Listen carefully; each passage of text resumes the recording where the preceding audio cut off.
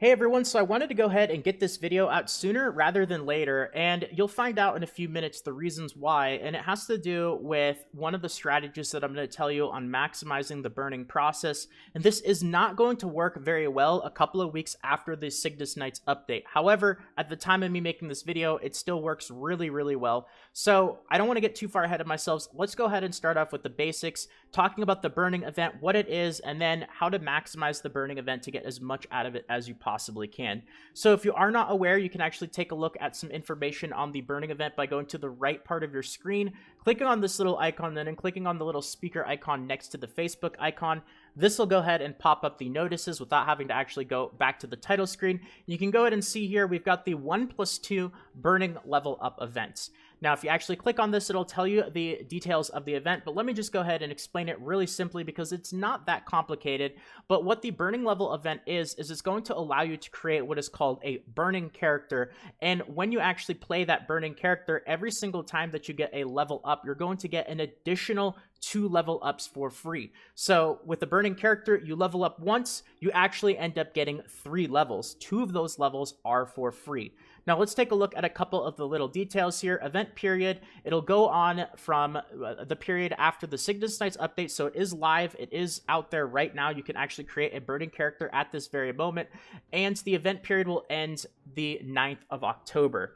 Now, the event details, you can choose a burning character that has been newly created during the event period. Burning character will receive 2 additional levels for every level up in a certain level range. Now, this is important. This is something a couple of people didn't know about until the actual release of the event. The burning event applies to characters between levels 3 and level 75. Now, you can actually burn past level 75. It'll get into that in a little bit, but the event goes from levels 3 to 75. You could select a burning character from newly created characters during the event period. It'll give you 2 additional levels. Your burning character will level up to 75 through 74. So if your final level is from 73 to 74, it's not going to give you that 75th to 76th level for free. You can have 1 burning character per account. If you delete your burning character, you can select another newly created character as a burning character. So you can have 1 burning character active. However, if you do delete the character that you have that is burning, it will allow you to create an additional one. The exception to that is if your burning character has reached level 75, it won't actually let you make another one. I'm going to talk about this in a second and why it's really important. Burning characters cannot use the storm growth elixirs, which are new with the update, so you can't actually use those level up potions, and the burning event buff disappears once the event is actually over. So if you don't get to level 75 on your burning character before October 9th, then you will lose the burning effect. Now, let's go ahead and get into details on what is going to be the best and most efficient ways to actually use the burning status. Now, I'm actually going to go back to the character screen and go ahead and show you guys a little bit of an example of how this actually works. So let's go to select character. We got a whole bunch of new character slots as well, which is absolutely awesome. A couple of them were given to us for free. I'm going to go ahead and go to the second page. Now, I do have my Blaze Wizard, but this character is not burning. I didn't actually want to make my burning character because then I couldn't show you an example of how you actually do it for the video. So you go to create character, and then it can be any class. It can even be the new Cygnus Knights. You can actually burn the new Cygnus Knights classes. So let's go to create character. I'm going to make an exact copy of the one that I just had just to save some time. And confirm, and then nickname will be Salty Video.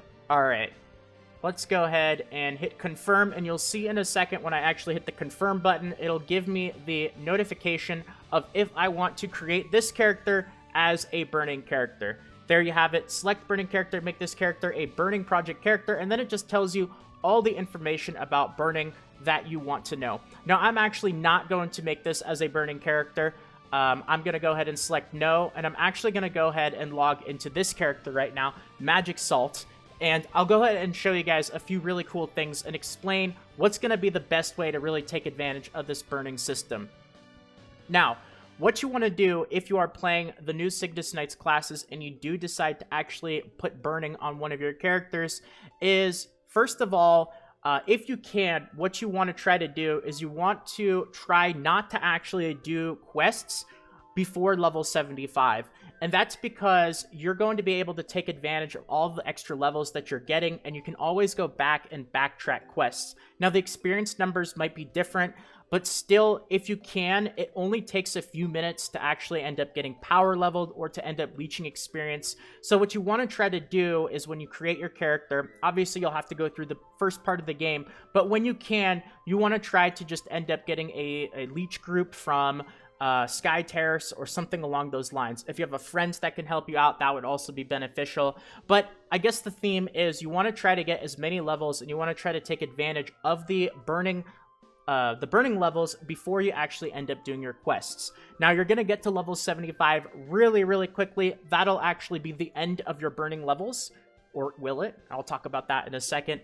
And then you can actually go back and backtrack on the quests. Now, like I said, the experience numbers might actually end up being a little bit different. You probably won't really get any experience from the lower level quests, but you will be able to backtrack and get all your dusts again, because that's where you're going to get all your epic dusts and all your materials to level up your gear and all that stuff. So you still will want to actually go back and do the quest line. You'll just want to do it after level 75.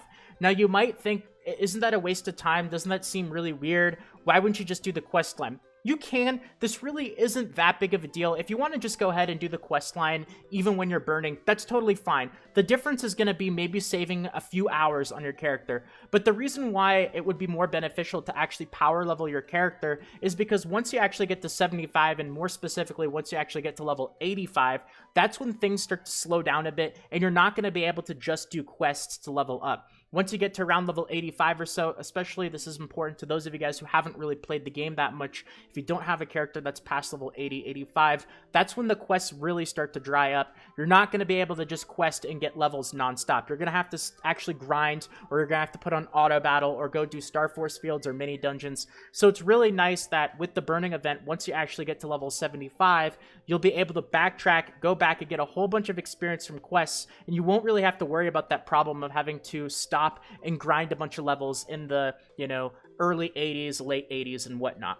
Now, something else really important, I didn't want to mention this until later on in the video, another really, really big strategy and massive meso making method for the release of the update. If you are playing a Cygnus Knights character, whether you are burning that character or whether you are not burning that character, if you have some mesas to work with, this is absolutely something that you want to be doing.